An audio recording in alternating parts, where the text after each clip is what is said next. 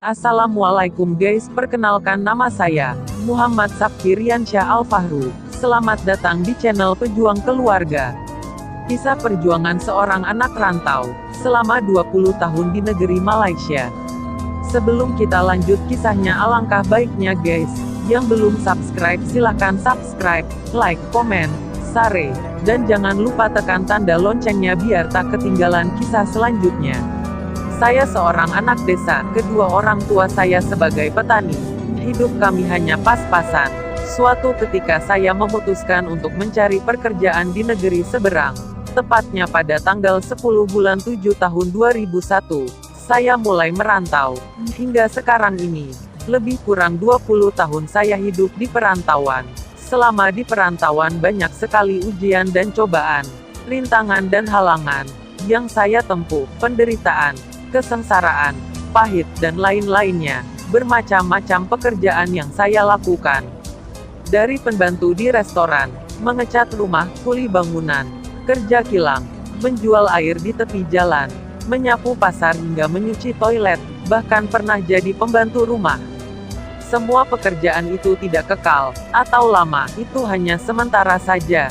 Di tahun 2001 ramai pekerja yang datang ke Malaysia hingga membanjiri negara tersebut. Justru itu sangat susah mencari pekerjaan yang tetap. Lebih kurang 1 tahun saya kerja berserabutan tidak ada pekerjaan yang tetap. Di saat itulah semua kepahitan hidup yang saya derita. Di situ juga kekecewaan dan penyesalan yang amat menyiksa, yang tak dapat saya lupakan sampai saat ini. Genap 1 tahun saya berada di Malaysia, kerja belum juga dapat yang tetap atau lama. Makan hanya menumpang dengan teman. Rumah juga menumpang dengan teman. Kadangkala datang ke tempat kakak angkat, untuk menolong dia, agar bisa makan. Kakak dan suaminya sangat baik kepada kita. Merekalah yang selalu menolong saya dan teman-teman bila ada kesusahan. Saya pun tak mungkin tergantung pada kakak angkat dan suaminya. Karena saya adalah pejuang keluarga, tak mungkin bergantung hidup dengan orang lain. Akhirnya, pada suatu hari, teman saya menyuruh saya datang ke tempatnya. Di tempatnya ada lowongan kerja, tempat agak lumayan jauh juga dari tempat saya tinggal sekarang. Singkat cerita, keesokan harinya saya pun pergi ke tempat teman saya, yang menjanjikan ada pekerjaan. Di dalam perjalanan saya selalu berdoa semoga saya bisa diterima di tempat kerja nanti. Hampir 2 jam saya pun dah sampai tempat yang dituju. Akhirnya saya bertemu dengan teman saya. Dia bilang esok pagi saya boleh bekerja. Alhamdulillah saya merasa lega dan senang, karena telah mendapatkan pekerjaan.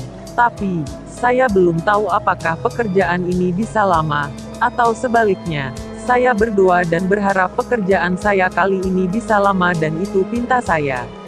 Keesokan harinya, aku dijemput oleh toke baruku. Aku pun pamit pada teman-teman, dan terus pergi ke tempat kerja baruku. Dalam masa 40 menit di perjalanan, akhirnya aku sudah sampai di tempat kerja baruku. Aku bekerja di sebuah kantin, yaitu di kantin salah satu di universitas ternama dan terkenal di Malaysia. Bahkan sampai ke luar negeri, aku pun mulai menjalankan pekerjaanku. Kerjaku sebagai tukang cuci pinggan, gelas, periuk, kuali, dan lain-lainnya. Aku merasa senang, karena telah bekerja di sini. Hari berganti hari, minggu pun berlalu. 1 bulan sudah aku bekerja di kantin ini.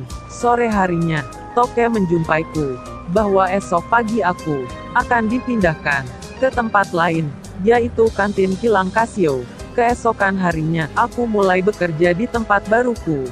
Di kantin kilang itu, aku bekerja sebagai menyiapkan makanan dan minuman.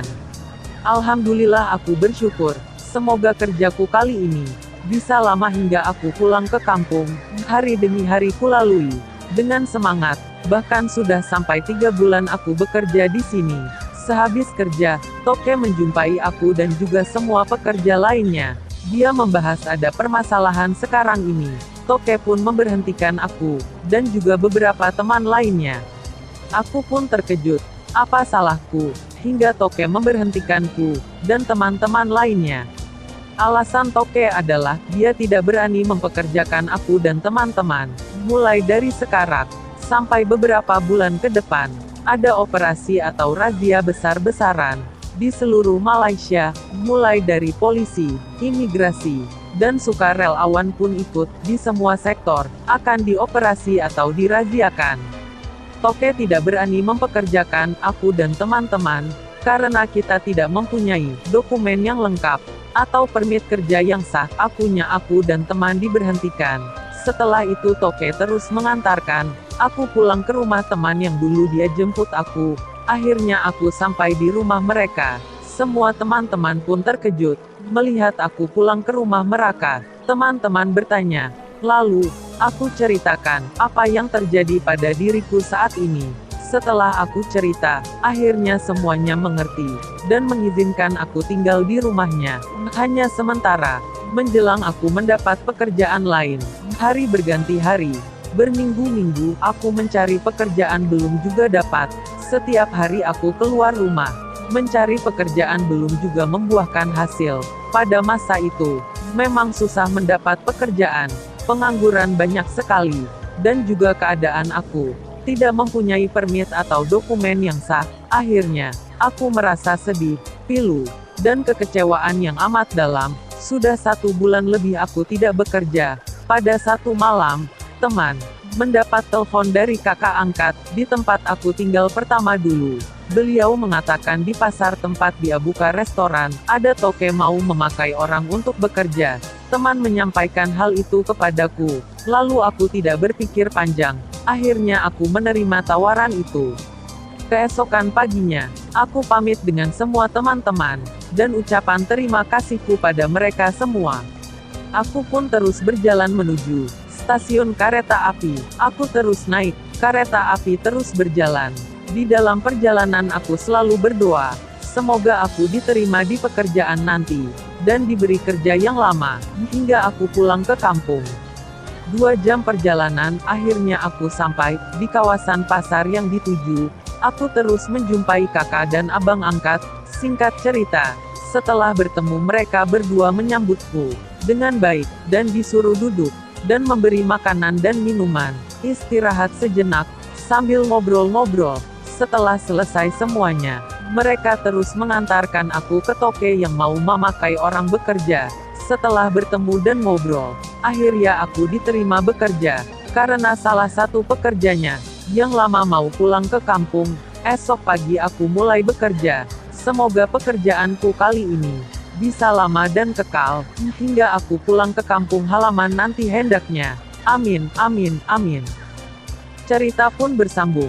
Jangan lupa guys, kisah selanjutnya. Yang belum subscribe silakan subscribe dan like, komen, share, tekan tanda lonceng, biar tak ketinggalan cerita-cerita selanjutnya. Yang sudah menonton dan subscribe semoga kalian semua guys, diberi kesehatan dan kesuksesan.